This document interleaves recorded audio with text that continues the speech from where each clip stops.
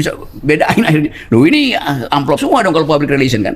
Demikian juga lembaga-lembaga survei yang sekedar mempromosikan presiden atau siapapun itu dengan metode public relation itu di-PR-kan doang itu. Nanti lembaga survei bilang kan data kami survei. Iya, tapi lu itu lembaga survei publik, pertanggungjawaban publik lu apa? The use of public reason apa? Atau public use of reason itu mesti di dalam percakapan, bukan sekedar grafik statistik kan. Nggak begitu kan demokrasi. Deliberasinya di situ. Tapi kalau dipanggil diskusi di sini, itu kan margin of error-nya dari situ. Ya elah bego. Bang, ini kan dolar udah 17.000 ya. Tadi kan udah diskusi juga 17.400 tadi. Bisa angka segitu ya. Minyak pun akan naik segala macam. Menurut lo apa yang harus Prabowo lakukan, Bang? Nanti kan di tengah mungkin bulan depan atau mungkin minggu depan ada krisis kan ekonomi. Intinya ada austerity kan, penghematan aja. Penghematan. Ya karena itu MBG mestinya paling nggak di stop panjang itu. Lalu mitigasinya apa? Ya mak kan datang pun itu harganya pasti naik kan. Semuanya naik. Semuanya. Jadi kalau presiden mau yang bagian MBG ini ya ganti aja semacam subsidi total listrik aja kan dibebasin kan. Kan kita kelebihan listrik kan karena deindustrialisasi kan. Surplus listrik. Lalu bagiin kompor listrik. Ya paling nggak 3 bulan mama aman tuh. Itu mencegah piring kosong mama itu tiba di istana.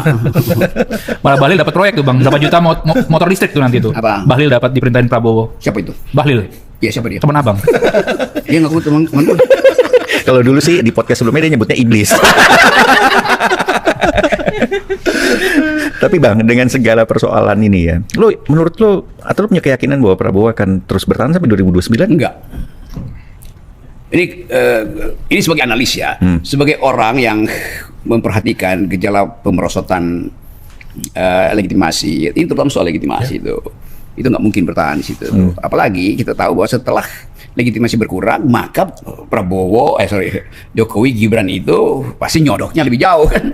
Itu soalnya. Jadi bukan karena analisis objektif aja, tapi analisis subjektif dari segi Pak Jokowi kan. Tetap ini politik kita ini ditentukan cuma Jokowi sama Prabowo aja kan. Ya Ibu Mega tentu bersiap-siap untuk lakukan semacam konsolidasi kalau terjadi. Mengintip juga Bang ya? Ya kalau terjadi cracks di dalam politik.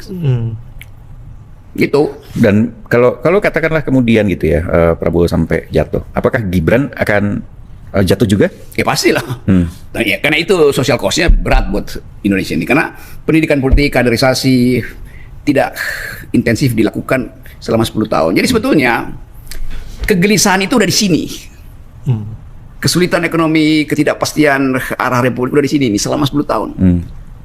Satu faktor kecil bikin dia masuk ke mulut Prabowo, genangan banjir itu. Ya, itu bahayanya Presiden Prabowo. Akumulasi dari kemarahan, inkonsistensi Presiden Jokowi itu tinggal nunggu hentakan gelombang kecil dia nenggelamin Prabowo. Itu yang harus jujur kita terangkan itu bahwa seandainya Presiden Prabowo itu successor dari ekonomi yang stabil dan politik yang bermutu, dia bisa bertahan sampai 2029. Jadi fondasi Prabowo tiba dengan gairah, tetapi keropos pelembagaan politik, saling curiga di antara etnis itu tinggi sekali itu. Nah itu jadi ini kalau bilang Jokowi lagi memang Jokowi yang meletakkan dasar-dasar kekeroposan dari fondasi berbangsa. Meledaknya di Prabowo gitu ya Bang? Iya di Prabowo sekarang. Tapi boleh konsekuensinya begitu. Tetapi tetap kita anggap kan Prabowo presiden, dia bisa kebalikan segala hal kan. Tapi boleh dong Bang, masyarakat sipil juga bersiap. Lo tadi bilang ada 3 tahap. Etikability, intellectuality, sama baru kemudian electability gitu. Iya. Boleh dong itu diterangkan ke bahwa masyarakat sipil juga punya peluang dengan menyiapkan 3 bahan bakar itu. Ya karena itu, kalau kita mulai melihat arah 2029 dari sekarang, ada ambisi yang paling berambisi pasti Gibran. Itu udah real di situ. Gibran tuh bapaknya. Gibran tuh bapaknya. Kalau ambisinya Gibran kurang, bapaknya akan tambahin. Kan gitu kan? Sebab kalau kita bayangkan Presiden Jokowi itu kasusnya banyak dan dia hanya mungkin diselamatkan bila darah dagingnya yang jadi presiden kan. Lumrah di dalam pikiran Jokowi, bukan pikiran kita. Jokowi berpikir begitu. Kalau dia berpikir mau jadi negarawan, ya udah dari awal dia bilang Gibran kamu stop aja jadi wakil presiden. Kan mari kita balik ke Solo karena kelihatan kultur politik Indonesia itu membebani kamu kan begitu. Ya, saya bisa bayangin misalnya setiap minggu mungkin Gibran mengatakan Bapak saya capek itu kan. Tapi ngomongnya ke siapa? Ya ke bapaknya, kan bilang bapak saya capek tuh. Nanti Pak Jokowi ingatkan, oh, Gibran, bukannya kamu dulu bilang justru pada Pak Prabowo, jangan takut, ada saya Pak Prabowo. Jadi jangan takut Gibran, ada saya Mas. Oh, ini Imajinasi, Bang, ya. Kremlinologi gitu, atau cara Machiavelli membaca politik Florence waktu itu kan begitu. Karena itu dia tulis di dalam buku The Prince itu. Nah, itu juga begitu. Jadi kita bisa duga sebetulnya Solo setiap kali ada gejala kecil dia akan anggap itu bisa diperbesar tuh. Naluri kekuasaan itu. Bang, tadi kan lu bilang juga kalau misalkan Prabowo kenapa-napa, Gibran kenapa-napa gitu kan. Tapi bukannya kalau misalkan Prabowo katakan tidak jadi presiden, yang naik wapresnya, Bang. Iya, itu kan konstitusi bilang begitu. Betul. Kalau misalnya kita bisikin pejabat-pejabat utama, ya intelijen, polisi, tentara, tolong bisikin Pak Gibran, Pak ini masa udah seperti melampaui 98, mending ikuti Pak Harto aja, atau ya, gitu, bisikin di WA. Nah karena itu kalau itu terjadi kita masih harus siapin yang lo ingatin tadi. Tiga tadi. Satu adalah ethic-ability. Oke. Kapasitas etik dari seorang pemimpin itu mesti dibuka tuh. Gibran nggak ada tuh ya? Nah, nanti lu jawab terakhir tuh. Yang kedua intelektualitas tuh. Jadi etikabilitas dapat, intelektualitas dapat. Intelektualitas artinya seorang pemimpin itu dia mesti beredar di dalam semua isu di seluruh dunia tuh. Apa isunya aja? Satu soal global security dia mesti paham. Dua soal environmental policies, environmental ethics dia mesti paham. Tiga human solidarity.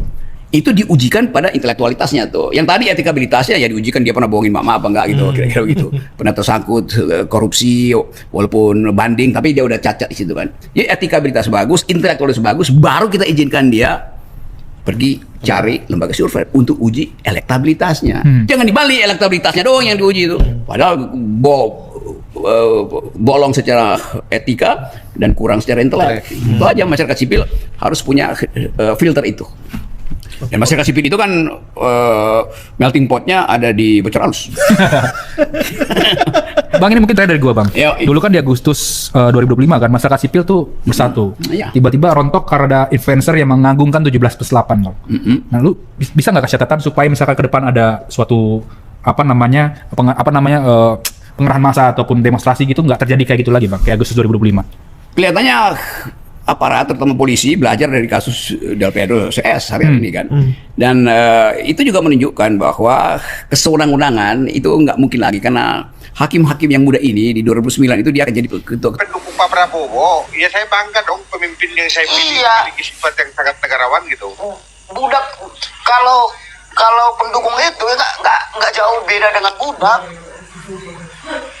Beda dong. Nah. Kalau budak tuh digaji, ya kan, terus dikasih jam kerja. Kalau awak ini bukan budaknya ini, suka awak ngomong, nggak suka diam. Iya, tapi Kayak justru gitu. kau lebih naif.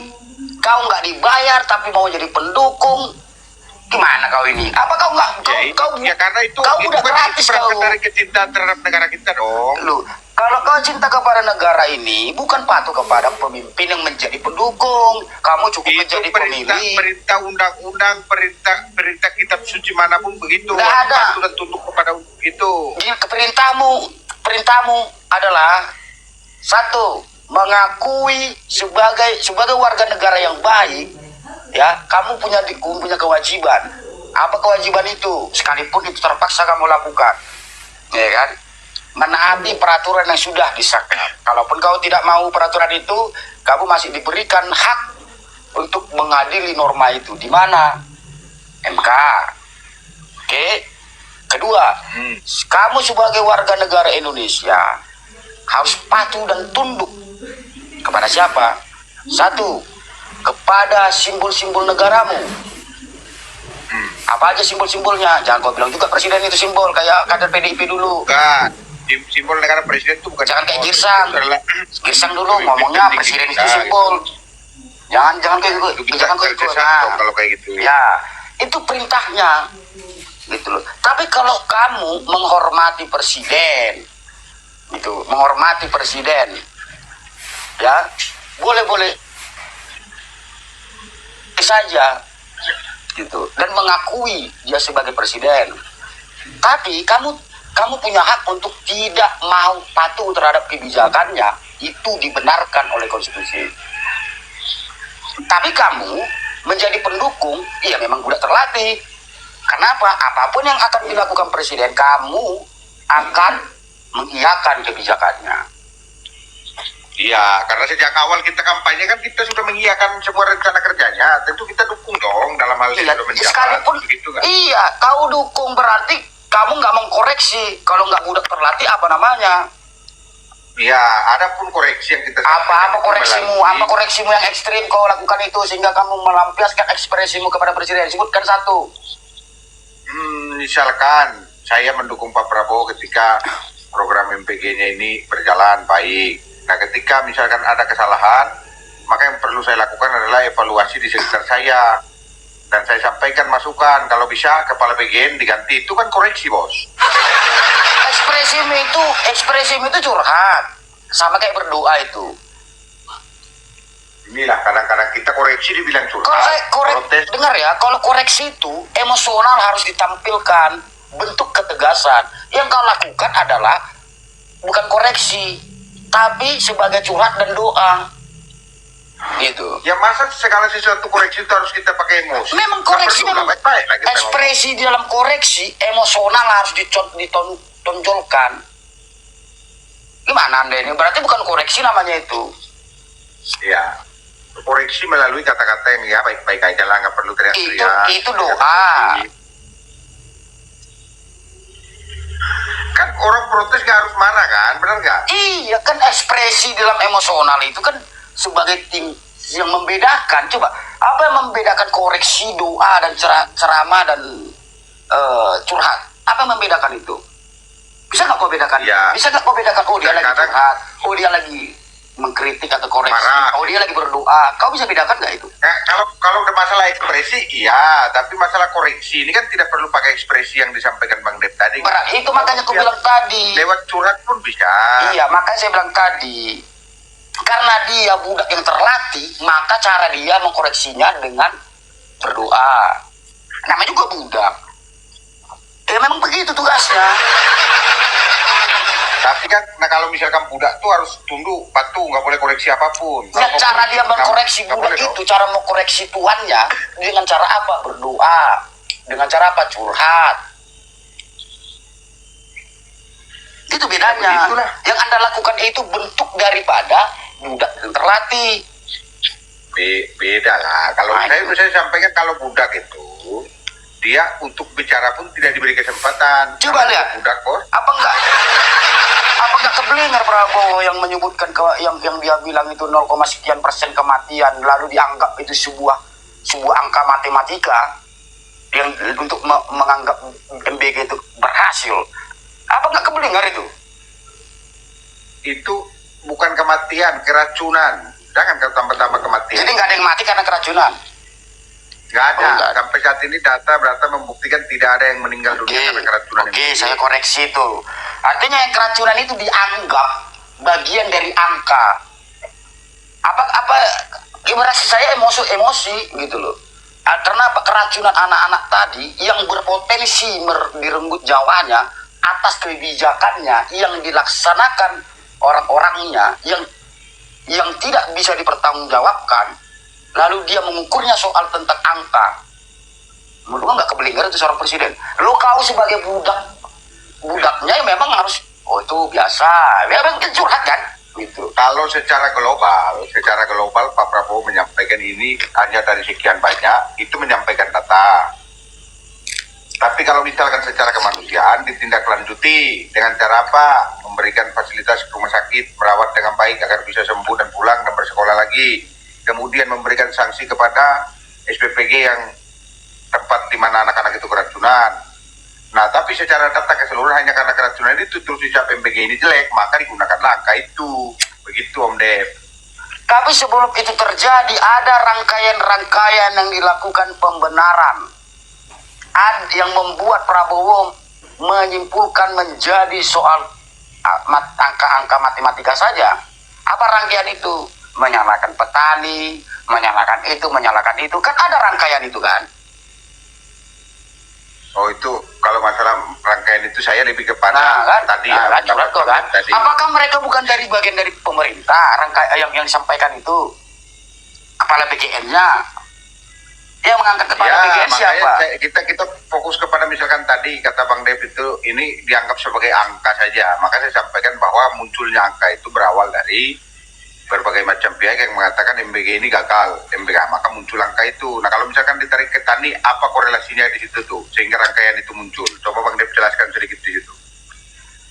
Tidak ada persoalan tentang petani itu. Bahkan yang kita lihat dari rekaman CCTV itu, ya, jadi memang orang yang mengelola MBG aja yang di dapur itu aja yang bangsat. Tapi apa? Tapi ada pernyataan BGN yang mengatakan yang disalahkan adalah petani. Padahal setelah dapat datanya, faktanya, ya, ada yang dia yang tidak steril dia itu yang apalah yang mungkin yang kurang dicampur adukan nama dia. Itu yang membuat Maka dari situ berarti bukan koreksi tadi. berarti rangkaiannya dia berbohong kan? Itu siapa? Akibat dari Pak Prabowo atau SPPG-nya? akibat kebohongan tadilah, maka respon Prabowo memasukkannya menjadi apa? Kesimpulan dia, ya matematika aja. Nah, itu masuk kepada asumsi ya. Anda tahu nggak sekarang beberapa hari yang lalu dia sudah mengakui saya nggak mau lagi soal tentang ABS. Pernyataan Prabowo itu ternyata tidak sesuai dengan di lapangan. Nah, berarti apa? Dia menyadari pada akhirnya kesalahan-kesalahan itu. Nah, Dia menyadari pada secara akhirnya. otomatis koreksi itu diterima dong. Ada koreksi dong berarti. Koreksinya dari saya yang memulakan ekspresi saya dan kawan-kawan. Bukan dari budak yang terdidik kayak kalau kalian ini. Kalau kayak kalian ini nggak akan ada koreksi Prabowo melakukan hal yang sama ABS. seperti Bang Dev lakukan. Cuman ekspresinya berbeda. Kami menyampaikan juga koreksinya, tapi ekspresinya berbeda. Itulah Abang Dev beda. menyampaikan dengan ekspresi yang tinggi Itu nadanya. justru Kami itu pembedaannya dari kebetulan tadi yang santai saya itu. justru itulah pembedaan dari tadi saya katakan Bang Karaol. Budak yang terdidik memang sepertimu. Gitu loh. Enggak juga. Enggak. Saya tolak Makanya kata kita budak itu, beda. saya tetap nolak. Makanya kita berbeda sebagai budak yang memang sepertimu. Tidak, saya bukan budak. Saya tetap tolak kata budak itu. Saya pendukung pemerintah yang tentu ada hal yang tidak baik, ada hal yang baik. Dan dalam protes itu tidak perlu kita menggunakan yang namanya emosi. Adapun bisa dilakukan dengan persuasif, pendekatan, terus kita sampaikan, datanya kita sampaikan, ada kerusakan di mana atau ada pelanggaran di mana kita sampaikan. Tidak perlu harus teriak-teriak atau emosi. Kan beda saja ekspresinya, tujuannya sama koreksi. Kan begitu. Ya memang budak itu mengeluarkan ekspresi, dia mengeluarkan untuk mengkritik pemerintah dengan yang berbeda. Sebagai budak pasti yang berbeda. Kalau nggak dengan Budak, lebih curhat, kepada pilihan aja itu. kalau nggak Jadi pilihan aja curhat itu ke budak. dengan doa gitu. Karena nggak mungkin ya, budak tidak akan mungkin untuk menyakiti tuannya. Maka cara yang benar mengkritik tuannya, kalau nggak curhat ya dengan doa. Siapapun manusia di dunia ini tidak diizinkan untuk menyakiti orang lain itu. Tuh. Jadi bukan hanya budak, tapi semua manusia tidak boleh Nah menyakiti itulah kok. sesama manusia. Bayangkan yang kau kritisi adalah kebijakannya, tetapi yang kau gabungkan secara personalnya. Ya kan, gimana coba alur pikirannya? Saya pahami lah, budak memang begitu. Nanti kau kalau sudah tidak jadi, kalau nanti Anies jadi presiden, kau nggak budaknya lagi, maka kamu akan sama dengan saya. Konsistensi saya tetap protes, tapi dengan cara yang nggak harus teriak-teriak gitu loh. Oke, nanti Ya kau, kan? kau mau inilah ini sebagai masyarakat yang tidak punya jabatan aja kau bisa seperti ini. Gimana kalau kau kasih jabatan nanti? Jangan-jangan kau lebih parah lagi dari Makanya saya harus tetap konsisten dengan apa yang saya sampaikan, tidak perlu marah-marah. Yang penting kita menyampaikan koreksi maksud dan tujuan kita itu tersampaikan. Soal ekspresi itu pilihan saja, kan begitu. Iya, karena makanya saya bilang tadi pembedaannya karena budaklah mengambil jalan perbedaan gitu. Balik. Yes. Mulu nih kita. Coba di mana ada di mana ada budak menyampaikan sesuatu yang salah yang dilakukan tuannya dengan cara yang keras tegas. Ada apa tidak? Nggak ada. Ya kalau ada juga budak yang seperti Siapa itu, coba, menyampaikan siapa orangnya, sebutkan. Itu misalkan dia kalau sudah, nah dulu kan Repliarum itu budak contohnya, dia setelah nggak budak lagi keras juga. Makanya itu kamu udah jawab tadi, itu sudah membenarkan argumentasi saya. Kamu masih budak, makanya memilih jalan yang lembut. Nanti kalau kamu sudah tidak lagi budak, kamu akan tidak jalan yang lembut lagi, ekspresimu akan lebih keluar, lebih nyata. Karena kamu nggak budak lagi, karena kamu itulah pembedanya tadi. Dan kamu sudah membenarkan itu dengan contoh Refli Harun tadi. Waktu dia budak begitu. Tetap itu pilihan saja, pilihan. Tergantung kembali kepada pilihan. Misalkan ekspresi itu kan pilihan. Iya. Balik lagi kepada koreksi tadi, misalkan siapapun pemimpin kita, harapan kita kan protes atau koreksi yang kita sampaikan itu harus seperti itu. Iya, benar kau bilang tadi. Budak mengambil jalan begitu, Bang Karol. Itulah pembedanya. Apa itu? Ya budak tidak akan menonjolkan ekspresi emosionalnya, tapi lebih condong kepada kelembutannya, curhatnya, doanya. Lalu mereka bungkus itu dengan alasan yang beradab. Gitu. Oh ya, gitu. Itu Jadi bungkusannya. kita protes itu yang beradab. Iya. Nggak perlu kita kasar-kasar lah gitu. Begitu. Budaya kita begini, budaya kita sopan santun. Budaya Indonesia itu nggak sopan santun, budaya kita itu. Budaya kita itu budaya yang taat, terlatih terhadap tuannya, yang mencontohkan sebagai budak. Di mana itu yang kita sebut dengan feodal. Itu kebudayaan kita. Strukturnya kalau kita ambil, kalau kita ambil dalam struktur raja-raja, ya dia taat, dilatih untuk taat, dilatih untuk disiplin yang dimaksudkan sebagai budaya yang beradab. Dia mengaburkan itu dalam bungkusan feodal. Makanya saya bilang tadi. Lagi Bang Batman, kering tenggorokan saya Bang Batman. Tapi itulah. Mudah-mudahan kau nanti, kalau kau memang konsisten, begitu Anies jadi presiden, mudah-mudahan kamu tetap menjadi budaknya Pak Anies. Anies gak akan jadi presiden. Itulah kau kan, belum kau. Anies itu mau dinilai dari mana jadi presiden? Ya, coba kita harus realistis juga lah. Imajinasi boleh, tapi realistis itu perlu juga. Loh, sebagai hak konstitusinya dia punya hak untuk menjadi presiden. Persoalan dia. Dia mencalonkan diri boleh, berhak boleh, tapi kalau untuk jadi nggak dipilih. Justru narasimu dulu sama itu waktu Prabowo rivalnya Jokowi 2014. Gak akan mungkin Prabowo jadi presiden. Saya dukung Pak Prabowo dari 2014 lu, mana ada saya? Oke, tapi kau pernah dengar gitu gak dari pendukung Jokowi? Pernah dengar nggak pendukung Jokowi dulu ngomong seperti yang kau ngomongkan itu? Banyak tuh, banyak yang ngomong gitu, banyak. Apa bedanya kau dengan dia? Tapi kan semua itulah yang indahnya perbedaan itu di situ, Bang Ded. Balik lagi kepada indahnya perbedaan, setiap orang memiliki ekspresi masing-masing. Ya. Nah, misalkan ekspresi Bang Ded ketika tidak suka harus marah. Kalau saya tidak suka pun tetap santai. Kan itu udah perbedaan, indahnya perbedaan itu. Kan? Iya, itulah. Maka saya harus marah seperti Karena indah perbedaan. Karena indah perbedaan itulah, maka kita bisa mengkelompokkannya itu. Apakah berbeda termasuk daripada budak, apa tidak? Kamu mencontohkan itu sebagai apa? Ya budak untuk kepada tuannya.